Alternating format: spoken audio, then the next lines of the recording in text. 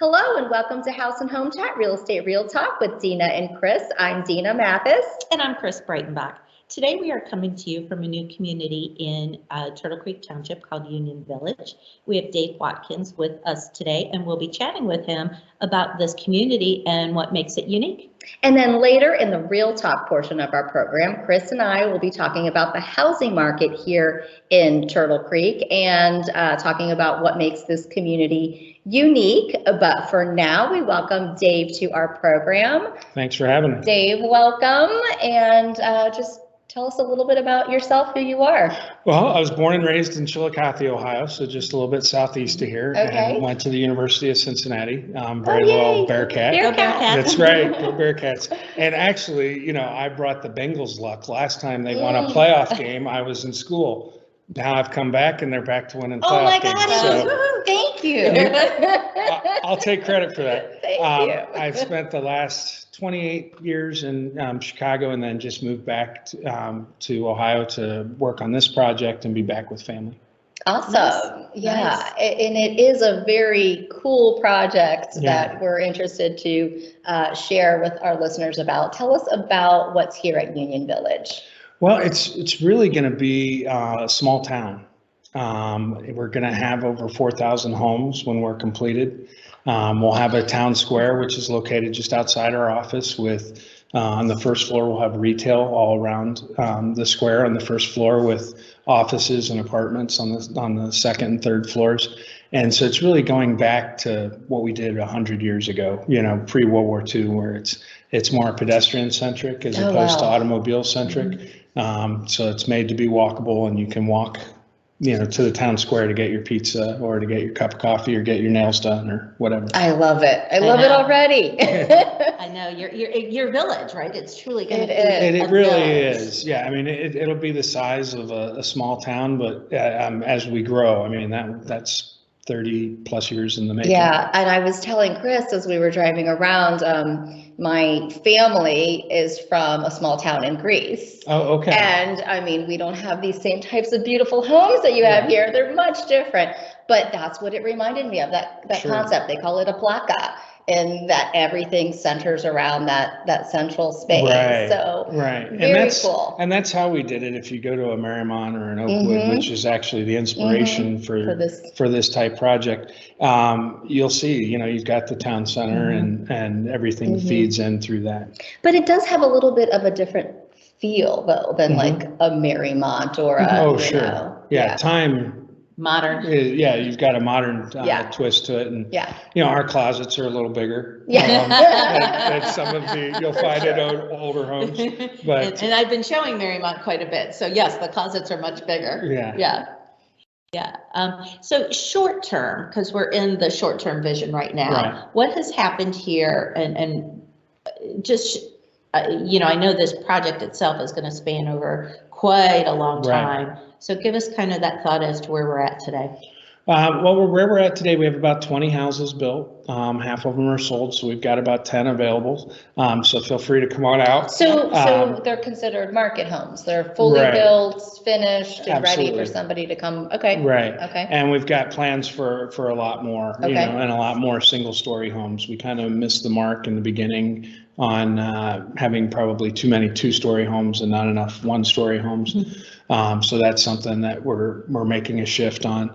And in our next phase that we just opened up this year, we've got a location that's going to be called the Cottages, where it'll be about a dozen one-story homes in a neat little area around one of our pocket parks. Oh, okay. So just lifestyle, I mean, the demographic is probably. It's really across the board, just the way it was, you know, in the past when you had this type of community. I think it appeals to everyone. That's why there's a playground on the town square. And, you know, that's where we'll have our, we just started last summer on the fourth Friday of the month having live music on we call it Music on Market because. Oh, so you already started with that concept. Yeah. And pretty cool. We didn't have a farmer's market on Saturday. We had a farm stand. It was one farmer. But that's okay. That's where to start. That's right. Baby steps. And then, you know, this year we'll expand it until, you know, it'll be a full-on farmer's market. That's pretty cool. I know. Isn't that fun? you just walk up, you don't even have to get in your car. I know. Maybe you have a golf cart. Yes. It's Bikes, actually I keep picturing A bicycles. bike. one of our builders has a 2-car garage and then a golf cart garage, in the Well, home. See, So that's That ideal. sounds perfect for this community. So that's kind of what's happening here in the short term. What about the long term? You talked about how many houses? well, it'll will be you over expect? 4,000 Over homes. 4,000 Yeah, homes. it's over 1,200 acres. So it's Oh, wow. It's a lot, that's a it's- lot of land. It's quite a lot of large land. project, but this is, Warren County is the fastest growing county in Ohio. So I think where it's situated between Dayton and Cincinnati, there's a lot of demand for housing in the area. There absolutely You know, is. and the location, right? Easily accessible to Cincinnati, easily accessible to Dayton. Right. You can get to the highways easy, Right. which I think is Mhm. appealing. So once people know that it's here, I find that to be very appealing. Yeah, the Mhm. location seems pretty ideal, and it's right across, for anybody that's listening, it's right across from the Ottervine. Right. And we should say, community. location-wise, Yeah. we are located at the corner, this is located at the corner of 741 and Route 63. Correct. So easy on 63 to get, and 741 to get anywhere. Exactly. Yeah. So tell us about some of the builders that are here. We've got 11 different builders. Charles Sims Development is our townhome builder. Okay. And So there are townhomes? yeah, so we've Okay. got one set of Single family. townhomes that's built now. Okay. We've got 3 residents and 2 under contract, and then we've got a model home and then one that's available for sale. And then they'll be starting shortly on another set of townhomes. And those are closer to the town center because that's what makes it walkable, is by Yeah. having a denser population closer to the town center. And Charles Sims has done a lot in Dayton with townhomes and that type of stuff. So they're kind of the gurus of townhomes in Dayton and Springfield. And then our other 10 builders that we're working with do our single family homes. And they've all bought into the quality that we expect, and also the new urban concept, as this is a new urbanist community. And so they understand the styling and all of that and type of things that we require. Well, tell us a little bit more about that, the style, the new urbanism, is that what you call Yeah, it? so all the garages are in the back for, a couple reasons. One, the garage is the ugliest part of the home. 2, which I'm But necessary. Yeah. I didn't appreciate it when I was in Chicago, but in Chicago, all the trash went out to the alley, which is how you access your garage. And that's the way it is here. I noticed the alleys, yeah. Yeah. It kind of reminded me very old school, It's exactly, the term new urbanism, I think, is, I get it, why it's called that, but it's also, there's nothing new about it. It's really taking. It's kind of a revival. It's what we did right 100 years ago and bringing it back and then making a few other changes. But having the garage in the back means the trash goes out to the alley. It doesn't line the front yards one day. Yeah, I love that. And now you're going to notice trash cans, because I have since we moved. Yeah. And why the recycle bins are red where I'm living now. Boy, is that ugly. Yeah. Yeah, exactly. And just a lot of other little things that are done, like the trees are positioned so that they're in between the street and the sidewalk. And obviously we all like the canopy street, with the trees, but it also provides shade protection for the pedestrian. It's a natural barrier that, God forbid, a car go off the road that we'd rather them take out a tree, although we value the trees. We'd rather them take out a tree. So it's a lot of the little things that are done. All the homes have to be raised, so that you don't get that fishbowl feeling that people are walking by or looking into your homes. I did notice that, but I interesting. didn't notice Think that. about You know it, what I but mean? now that you Exactly. mention it. It also, there are a couple other benefits. When you're in the home, you're not looking at cars parked on the street, but because you're elevated a little bit, you're looking over the cars and to what should be a good looking house across the street. And then it also enables our basements. Most of our basements are 9-foot basements because we've already kind of cheated a couple feet. We don't have to dig down as far. It's a lot of thought that's gone into It that. really has. The planners on this type of project really do a lot of thought. So thinking of that, do they all have front porches? Is that going to be one of the requirements, or is that just kind of you'll want a front porch because? I think yes. Is the answer to that question. Whatever. It's not a requirement Got that it. they have a front porch, but I think most buyers are demanding, the front porch Yeah. and not in a legitimate front porch, so it's not 4 feet deep or something like that. One of the requirements we do for a corner lot is that it either have a wraparound porch or a side porch, because when you're approaching the house from the side, it's really the front to you, Right. and we want that to be pleasing to the eye. Yeah. Oh gosh, I did notice that on those corners, those sprawling porches, Yes. wraparound porches. And especially, here at the Gorgeous. bottom of the hill in the first house, that's a big focal point. Modern farmhouse. It's Yeah. just, they're beautiful. You got to come out and see for yourself, for sure. Yeah. So tell us some other things that make like this community unique and different. Well, I don't know that when you talk about like our neighborhood, and you compare it to like a Marymount or an Oakwood, and it's more of a modern version, obviously. But it's well planned out. The entire neighborhood or entire town has been planned. And so that enables them to put more thought into it. And so it's not just adding a section here, adding a section there, and then how do we connect them? So you're in phase 1 right now, We're right? in phase 1, and we broke it into phase 1A, B, and C. And we Okay. just opened up phase 1B because we just had about 4 lots left in phase 1A, and we were running out of different size lots that we needed to be able to accommodate buyers. So we just opened another 30 lots in 1B in January. Okay. And will it be like a pool community, or? We will have a there be- pool okay. and there'll be a couple pools when we get to the phase where the pool is located. That's when it'll be built and opened up. If I was guessing, it's like 5 to 7 years. It really depends on how quickly we progress, in sales. So if you would have a soft year, it might take a little longer, but if we have a couple really aggressive Strong years, strong years, thank you, then I could see it, happening sooner.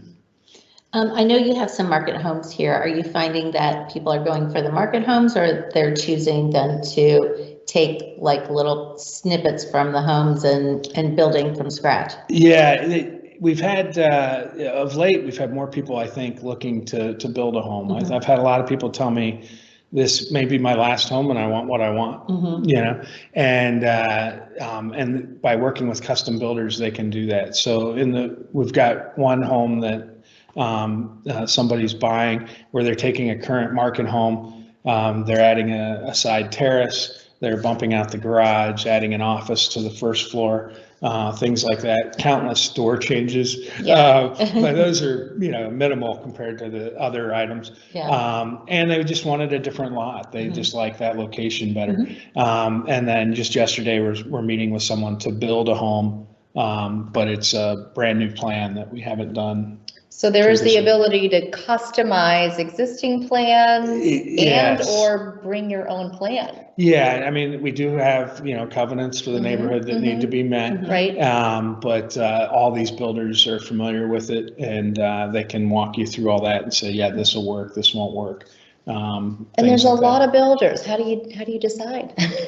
Well, the plan can sometimes dictate it. For instance, the people building a version of a market home are using the builder that built that market home because they are kind of the expert at building that plan, and will be, as we go forward, the experts on building variations to that plan. So they met with a couple different builders, were a couple variations of a plan, and then decided which one met their needs the most, and probably took the least amount of changes and went with that. But, blank sheet of paper can also be a start as well. Oh, okay. Yeah. Wow. I did find it fascinating. And I met Dave and came to Union Village because I did bring clients here and just have become fascinated with it. And that concept of, hey, if you like this plan, here's the builder you're going to go with, I thought was very appealing. Yeah. Because it's so overwhelming. It's so overwhelming. Think through all of it. You're kind of backing into it like a whole different way, but it makes complete sense. Well, and what's really helpful is like I'm talking to somebody now, they haven't even been out here yet. They're familiar with the new urbanist communities because they're in the southeast now, where they're much more prevalent, and they need an elevator. And so we were talking about the Piedmont plan, which one of the builders is doing. And because I know right where you could do that. I know that, and it just makes things so much easier when they know exactly, those plans inside and out. Right, right. So, and again, I thought that was very interesting. The other thing I find very interesting is, and I'll turn this into a question about you sharing what your role is, because you can just come here to Union Village and see it all. Right. Yeah, I sell real estate in Union Village, right? So I represent all the buyers here in this neighborhood. I don't do real estate outside of this. And I can show you every plan and every builder and not every builder, every builder's home in one stop. And sometimes I'll find they came for one house and end up wanting something a little different that another builder has worked. Yeah. And so there are lots of different builders, lots of different style homes. Right. And I'm assuming lots of different price points also. Yeah, our townhomes start in the 330s. Okay. And right now we just have one left, and it's 364. And but that's about first phase, or that first? Yeah, okay, and so the first one, and then the next ones they'll start on haven't been priced out yet.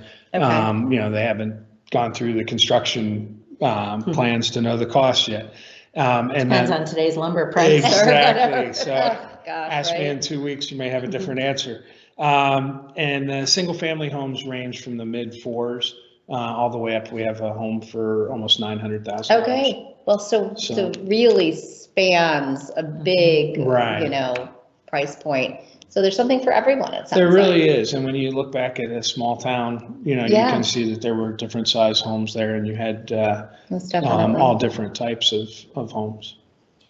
Any unique features or features that you see consistently so far happening in this community? Well, the majority of our homes have a primary bedroom on the first floor. That seems to be something that a lot of people are looking for. Okay. I say that the first home that sold, all the bedrooms were upstairs. But that seems to be a theme. I would say 90% of the homes. Oh, wow, 90%. Yeah. That's a lot. Wow. Yeah. Yeah. And that's 2-story and 1-story homes.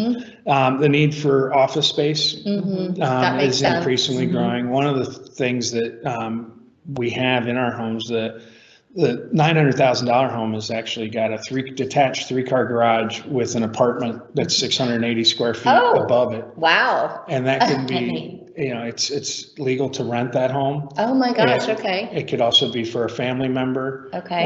You could have an elevator in there. So if you're, whoever the tenant or a family member could access the apartment by an elevator. That's super cool. A lot of, Or it could be your teenager's apartment. Or my apartment to get away from that. I don't have a teenager, but my apartment to get away from the teenager. glorified doghouse.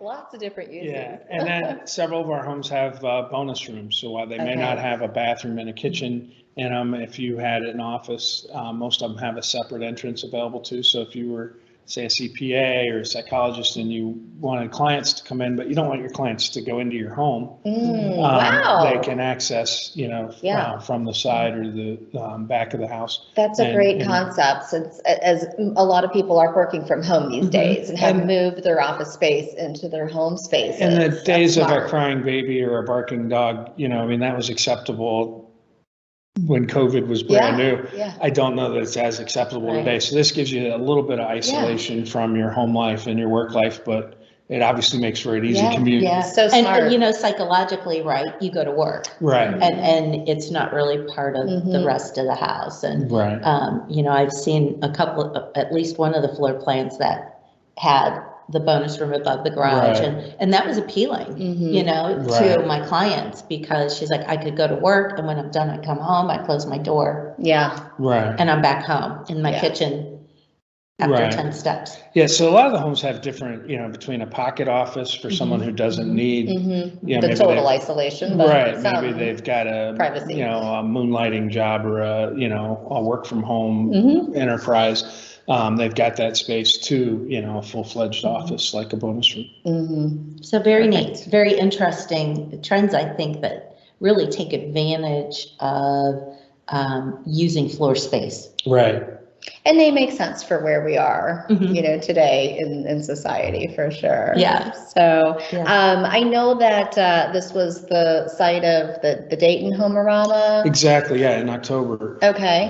So we had over 8,000 people come through in that 2-week period. Typically the Dayton Homerama, I think, has about 3,000 people come through. I think one of the attractions might have been it was a chance to go out anywhere. But part of it, I think, was it was at one location. Typically, the Dayton Homerama is more of a tour of homes. Okay. And then also this located where it is, we drew a lot of people from Cincinnati and Dayton. Yeah, that's exactly And right. it could have easily been a Cincinnati Homerama as well. And then just the unique nature of the neighborhood, I think, had a lot of people curious to see what it was all about. And we should mention that these builders, some of them are Dayton builders and some of them are Cincinnati builders, Right. but you're getting like kind of the best of the best here. Right. Good quality build in this community. And I keep using the word appealing today. It'll be my word of the day. Okay. That's better than others. It is. But it is one of the things I found appealing is the quality of construction and the quality of work that the builders here do.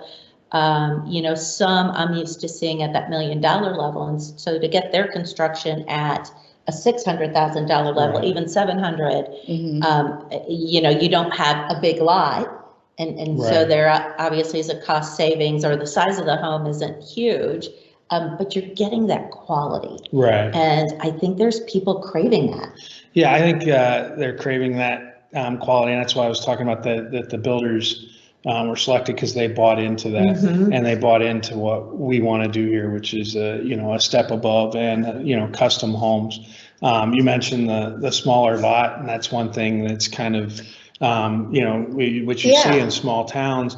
But what we do have with our pocket parks and our town square and even the natural green space, we have more green space than a typical suburbia. It's just not green space you have to mow. Right. Well, so yeah, I So wonder it's that the public. lots are very, very small, but you do have some maintenance around your home? Yeah, you would be responsible from the sidewalk to the back of the lot. Okay. So you've got some space on each side, at least 5 feet on each side. Yeah. That you would be responsible for, and then the landscaping in front of your house. But I did notice like there are benches like right outside of people's front doors. Yeah, Practically. and a good example would be at Allen Park, which is a pocket park. So the Okay. people that live in that home don't have to mow that park, which is essentially So their front Pocket yard. Park is just kind of a little park. Yeah. So when you're walking your dog and you run into your neighbor, you can stop and chat, or if you're taking Can you your take Take For a coffee? seat on the Yeah. bench and Meet for Yeah. coffee? Yeah, you get a phone call and you want to sit down, you can sit Yeah. at the bench and chat and whatever. It also now enables some of those homes to have some unique views. So it's not just a straight row of houses. So it's pleasing to the eye, number one. Number two, it's functional. And then number three, like the house to the side there has a side porch, Yeah. which they look right across that park down the street, which is a really neat view. And the green space is Right. beautiful just to kind of, You don't feel like you're right on top of people. Yeah, I mean, it's snowy today, but Yes. I can imagine that it's very green. It's not Yes. really green today. It was green The white underneath space- last time The we white looked. space is really Yeah. pretty today. So where can people find more information about this community? Can they go online? Yeah, absolutely. So Okay. our website, which is unionvillageohio.com. And if you want to look at plans of homes, you can go in the real estate section. There's a section for townhomes. There's a section just about general, new urbanism and things like that. And then also a builders guild section. So if you want to read up on the particular builders and see what homes they build, you can call Dena and Chris. Yes. Thank you. Yes, thank you. To bring you out to see us, and or you can give me a call. My phone number is 312-848-1967, and I'd be happy to show you around as well. And thank you for mentioning that, because we do partner with Dave and Yes. builders in the community, and we are happy to bring our clients out here. I was just I'm just in awe of how cool this community is, and really trying to kind of And now you go understand my through in excitement. I know, Chris has been Because talking I've been about sharing it. since I've been out She's here. been talking about it exactly for months now. And so we're really happy to be able to sit down and talk to you and to share the uniqueness of this community with our listeners and our viewers. Thanks. And for those of you, our YouTube viewers, know that we'll have this in print on a slide at the end of our show.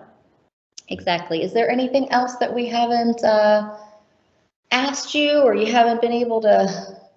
No, share? even if you're not in the home buyer mode right now, but maybe down the line, or maybe you won't be down the line. In the summertime, on the fourth Friday of the month, on our town square, we have live music in the farm stands. Okay, We so that's for welcome- everybody. That's not, we're not a gated community. We welcome the entire community. So we welcome anybody to come out, and we have open houses from 11 to 4 on the weekends. Okay, every weekend. Yeah, so feel free to stop by. Awesome. Hopefully you'll get some great traffic in, and I'll be excited to bring some clients out to see you. Great. So our small business shout out is the community of Union Village. Come see Dave Watkins here. Call Dena and I, and we'll be happy to bring you out.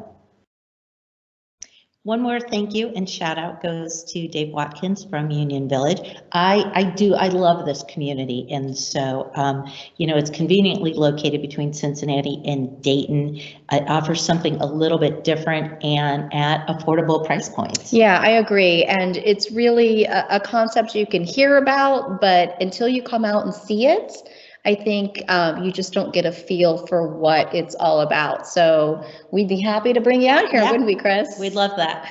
Awesome. I'll come out as often as I can. We got to get you out here maybe to buy some housing. Yes, that too. So we thank Dave again for sharing all of that with us today. And moving on, we wanted to just bring you a little bit of information about the Turtle Creek Township. Some reason I have a hard time saying that. Turtle Creek Township, and some fun facts about the community. So Turtle Creek is the largest township in Warren County, and it's surrounded by the city of Lebanon with a population of just over about 15,000 people. And there are fun activities like Armco Park, Miami Valley Gaming in the area. Camp Kern can be also found here, which my son went to Camp Kern in years past.